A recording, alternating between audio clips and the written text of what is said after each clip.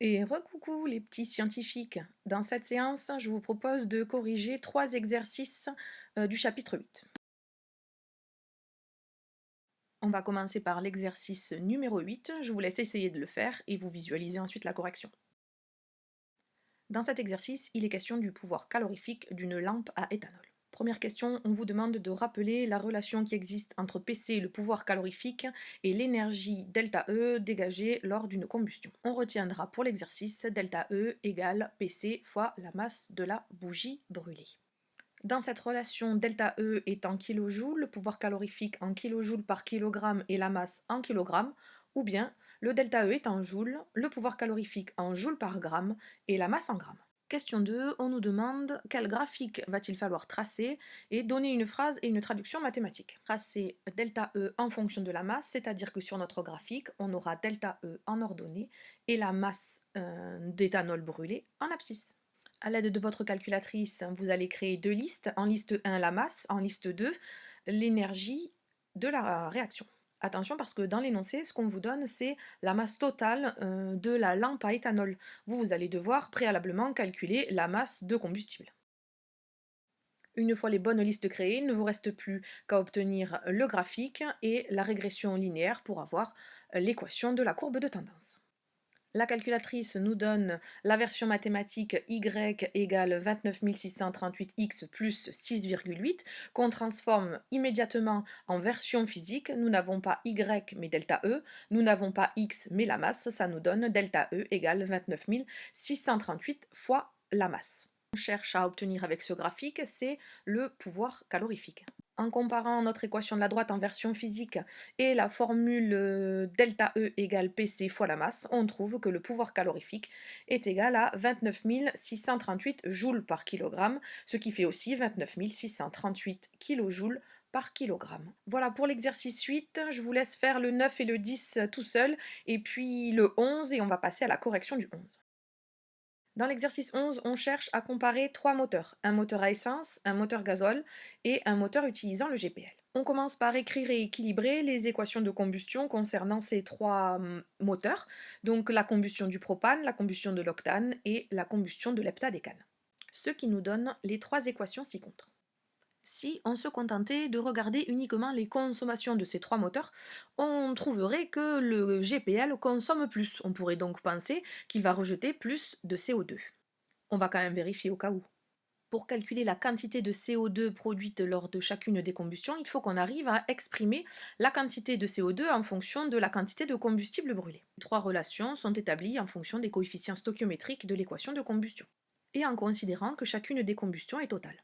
Une fois qu'on a trouvé ces trois relations, on va pouvoir maintenant faire les calculs des quantités de matière et des masses des carburants et du CO2 rejeté.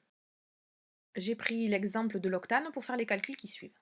Pour trouver la masse d'octane consommée pour parcourir 100 km, il suffit de faire sa masse volumique fois le volume consommé pour faire 100 km. Et ça nous donne 5475 grammes d'octane consommé. Une fois qu'on a la masse d'octane, on peut récupérer la quantité de matière d'octane en faisant masse divisée par masse molaire, et ça nous donne 48,0 mol dans le cas de l'octane. Puisqu'on a établi tout à l'heure le lien entre la quantité de matière d'octane et la quantité de matière de CO2 rejetée, on va pouvoir calculer la quantité de matière de CO2 rejetée par le moteur à essence. Ça nous donne 8 fois la quantité de matière de l'octane. On a donc 384,2 mol de CO2 rejeté pour parcourir 100 km avec le moteur à essence.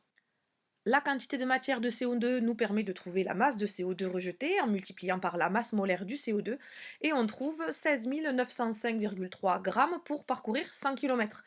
On vous demandait dans l'énoncé de savoir pour 1 km parcouru, il suffit de diviser par 100 et on se retrouve avec 160 grammes de CO2 rejeté par le moteur à essence pour parcourir 1 km.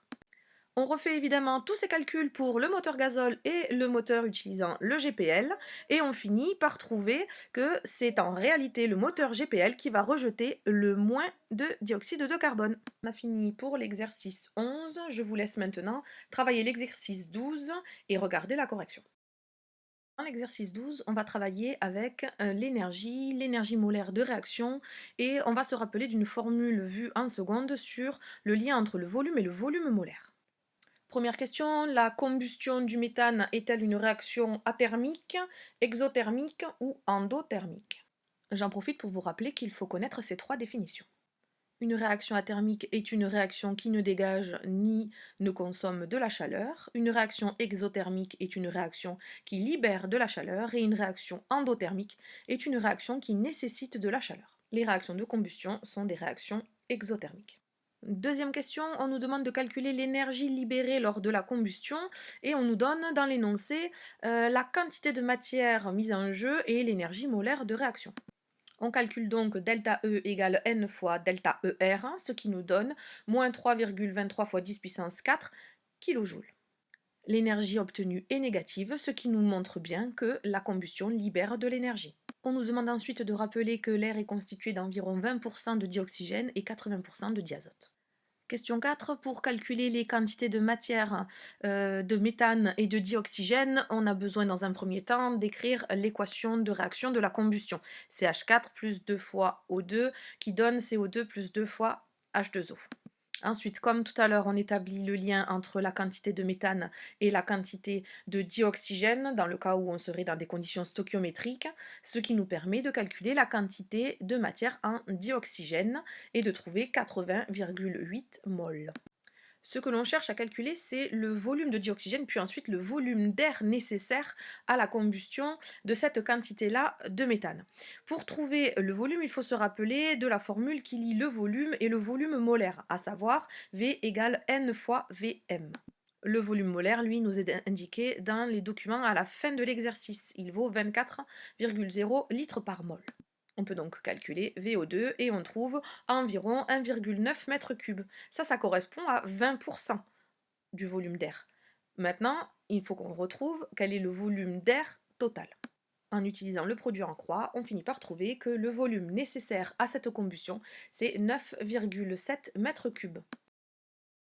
Dans la question suivante, on prend le problème à l'envers. On nous dit qu'on veut obtenir telle quantité d'énergie et on voudrait savoir quelle quantité et quelle masse de combustible on va devoir utiliser.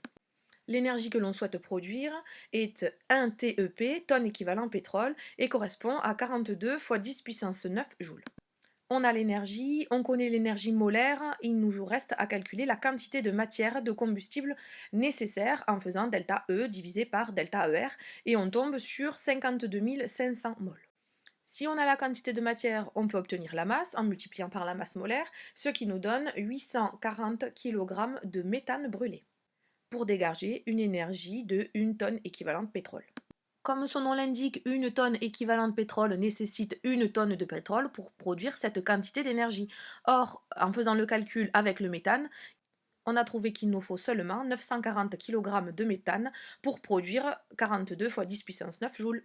On nous demande ensuite de comparer la réaction de combustion complète du méthane avec la réaction de combustion incomplète. On remarque que l'énergie molaire de réaction est bien plus faible dans le cas de la réaction incomplète, ce qui veut donc dire qu'elle va produire beaucoup moins d'énergie. En plus de ça, cette réaction de combustion incomplète produit du monoxyde de carbone, qui est un gaz inodore, incolore, mais terriblement dangereux.